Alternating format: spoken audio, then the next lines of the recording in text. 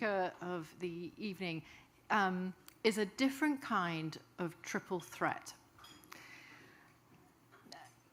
David Santos Donaldson, well, first of all, he is a writer.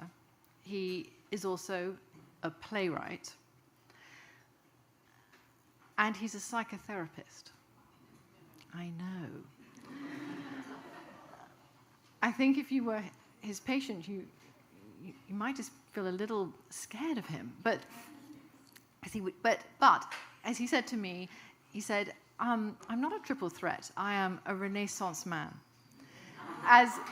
which is a more elegant way of putting it, and indeed is true. He is remarkable. He was born in Nassau in the Bahamas, and he's lived in India and Spain and the US. He went to Wesleyan and then the drama division of Juilliard. His plays have been commissioned by the Public Theatre. He was a finalist for the Center for the Performing Arts in Nassau. And what we're celebrating today is the publication of his first novel, Greenland. I know.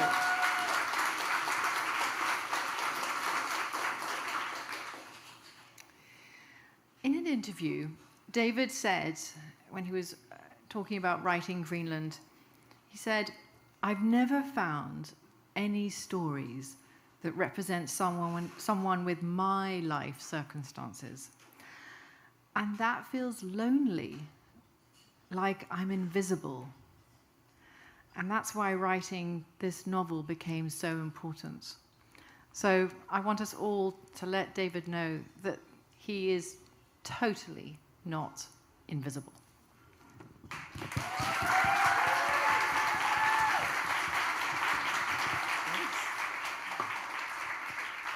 Thank you, Renaissance man.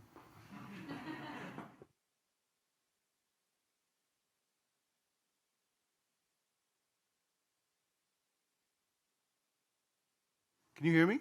Oh, there. Joe's Pub. I've seen so many great shows here, like, Justin Vivian Bond and, right? Stu and the Negro Problem, all these great, rock stars. And, here I am for writing a book. I never imagined that would happen. And today is actually a special day because it's the actual day of the launch of my debut novel, Greenland. Thank you. And it's a weird full circle moment, really, because today, June 7th, is also the anniversary of the death of E.M. Foster.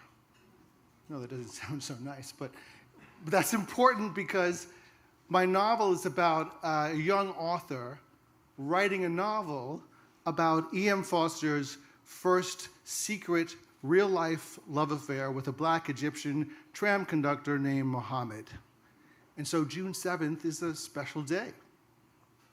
And it's also a full circle moment in another way because the public was the first place where I ever got paid to be a writer. Right? Many years ago, I won't say how many years ago, but decades ago, as a young writer, I got commissioned to write a new play here at the Public. And I was trained as an actor at Juilliard, and so the Public for me was like Mecca. But when I got here, things got a little difficult because while I was here, there was a change of regime. So the artistic director and the whole team who hired me left, and a new artistic director came in with a whole new team. And they didn't like me, and they didn't get me at all. And not only was this upsetting to me, but it was also surprising because this new regime, as it were, was very black and gay. And I imagined being black and gay, I anticipated that this was great. This was the perfect match. And it was not so. And after the workshop, first presentation of my workshop, one of the assistants to the assistant director, who was also a young gay black man, came up to me and he said, "Honey, And you know when someone starts with honey like that, it's probably not going to end well. He said, honey, don't give up your day job. I mean, luckily, this play went on to be nominated for an important prize, and so I didn't lose heart. And this was many, many, many years ago, by the way. Anyone from the public here has nothing to do with it, because I went on to have a great career at the public, actually, and I still think it's Mecca for me. But it was my mistake to assume that because they were black and gay, that they would get me. Because, of course, being black or gay is not a, bless you, a monolithic experience, right? We're as diverse and different as the colors of the rainbow. In fact, the rainbow is the very symbol of queerdom, right? So, to each his own. But it did make me think about this idea of diversity within a single identity and how it ought to be like a rainbow. There ought to be room for variation and difference in any particular identity. But in the US, when we think about the identity of race, historically and most problematically, it usually boils down to a matter of black and white. Two of the colors, or non-color, not in the rainbow. So today's topic, the theme of today is being and becoming. So I'm going to talk to you about my strange journey of being and especially becoming black. Now, I know that might sound strange, the idea of becoming black, because obviously I'm black, but I'm not talking about color of the skin kind of black. I'm talking about black as an identity. I'm from the Bahamas, and in the Bahamas, like many people from countries where there's predominantly black population, there's no identity really as black. There's no need for a black community when everyone is black, right? Everyone who's doing everything, everyone who's in power is black. You don't need to even think about the idea of blackness. And one of my favorite writers is named Teju Cole, and he's a Nigerian American. And he writes about his own experience of coming to America and having to learn how to become black. And he says that many of us from the African diaspora have to learn this, because he says people even like Obama, he says, have to learn how to become black. And like Jamaicans in Brooklyn, and Haitians in Miami, and Eritreans in DC, and Gambians in the Bronx, all of us have to learn how to become black with a capital B, because what that means is really the African American experience and all that comes out of the American slavery and Jim Crow and all of the culture and experiences that come out of that. And it doesn't really mean all black experiences of the African diaspora.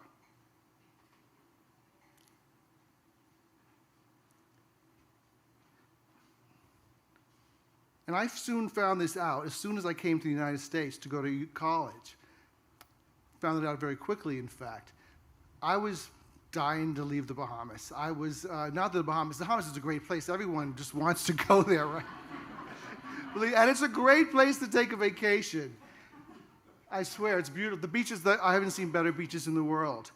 But if you're a queer, artsy kid, it's not the best place in the world. And so I was dying to come to the U.S. for freedom of artistic expression, and especially to be queer, because in the Bahamas it's virtually impossible, even today, to be queer. So I quickly sort of started glomming onto all my American artsy queer friends and all that they were doing.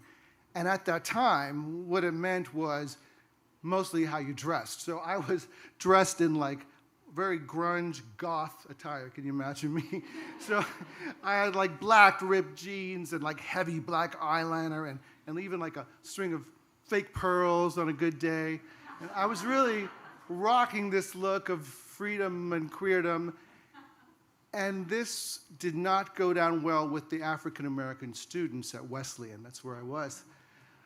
In fact, I was pretty quickly universally rejected for acting too white.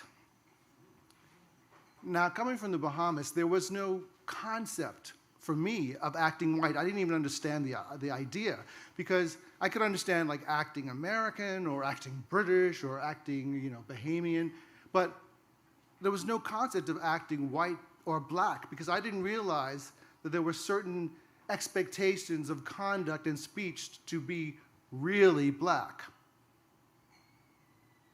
So I was really I felt really rejected and very sad, and more than sad really, a little devastated to be rejected by all my black American peers, because I had imagined coming to the United States, having respect for African Americans and feeling maybe like I'm, one of you, to be embraced.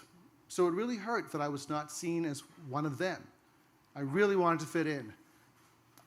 And I had this interesting experience when in my junior year, I came down to New York to visit my dad, who was here on a business trip. And he was staying at a very fancy hotel in Central Park South. And I came down from university with one of my friends, Harry, white guy, and we were, dressed as we were in those days, and like I said, in all this goth, weird look. And we're like walking through the lobby of this fancy hotel, and as we go towards the elevator, I get stopped by the security guard. And I get detained, and I get questioned, and I get pulled into the office, and he asks all sorts of questions. And finally, he calls up to my father's room and determines that, yes, indeed, my father is staying at the hotel, and I'm, here to visit him. I can go up.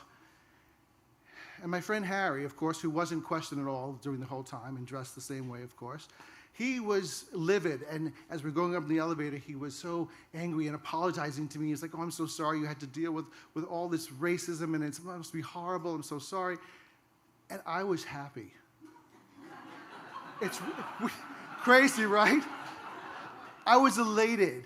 I was like, I finally am seen as an ordinary black American kid. I was like, I made it. Crazy, right? That's how naive I was about what it means to be black in America. And it didn't take long before I realized that was not an isolated experience, because that isolated experience was then happening everywhere I went. And it's funny, when I would go back to the Bahamas for spring break or Christmas time, my Bahamian friends were so confused about why I was now calling myself black. They were like, "Black? Man, you ain't black. You red, man. Or you like, what, black? No, you light brownish. You light brownish, man. Black?" And I was like, they had no idea this idea of the identity, black. And even today in Spain, where I spend a lot of my time, a couple months ago, I was sitting and talking to my friend Carmen, and she was all excited about that I had a book coming out, and I was telling her what Greenland was all about and explaining to her, and she's looking at me more and more perplexed. And then she says, wait, David, I don't understand. Why are you writing about the black experience? And I was kind of taken aback. I was like, well, because I'm black. And she was dumbfounded. She says, "What do you mean?" I goes, "I don't understand." She goes, "My brother is as dark as you in the summer. Is he black?" She had no idea. She was thinking of the rainbow idea, not the American idea of race and black. But I have to admit, there is something that I don't like about the idea of becoming black. And that is that blackness as an identity only exists because of the invention of whiteness. And whiteness is a big problem for me. And we all know what white supremacy is and white superiority is, but for me, the most dangerous forms of whiteness is the unconscious default preference for Eurocentric values and characteristics. And this is a really dangerous thing that slips into all of us, whiteness. And white is a complete construct. Europeans never even thought of calling themselves white until Christianity no longer worked as a viable excuse for killing indigenous people and slaving Africans. So they came up with white because no one else could change the color of their skin, so that was the good excuse. But it's a construct. It's not a real thing. So if I accept blackness, that means I have to accept that something that was defined by whites. And Toni Morrison said, definitions are for the definer, not the defined. Speaking of Toni Morrison, I love Toni Morrison's work. I don't know her personally, but she has been like a guide to me as a person, not only as a writer. I used to try to write like her, but it didn't work, so I sneak a little bit what I can. But besides Toni Morrison, speaking of guiding forces, I also, besides my parents, had really great luck of growing up with an incredible man that was a guiding force, and that's Sidney Poitier. And Sidney Poitier grew up with my father and his brothers, my uncles. They grew up like family, and he grew up across, I grew up with him living across the street from us, so we were also all very close during all of my childhood, and I couldn't ask for a greater example. And I don't think I honestly would be standing here today if it weren't for his encouragement and support as an artist, as a black man, as a Bahamian. I mean, there were no other Bahamians who had dared to be artists, and he was the pinnacle, not only here, but not in the United States, but here too. I mean, this is the United States, right? Not only the Bahamas, but the United States too. Get confused where I am. So his example means so much to me. And he wrote a book called Measure of a Man. And he said that in writing this book, he wasn't so interested in talking about how he was this wise old man with all the answers, but he was more interested in talking about how he was measuring up to the values that he had set for himself, how he was continuing to become the man he wanted to be. So it's all about continuing to become who we want to be. I want to end with another quote from Toni Morrison. She says,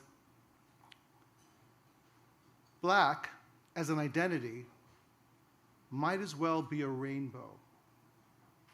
I think how fitting, right at the beginning of Pride Month to evoke the rainbow. But I think it's also how I am embracing becoming black. Not the black that is defined by whiteness, but the black that is as diverse and dazzling as a rainbow. Thanks.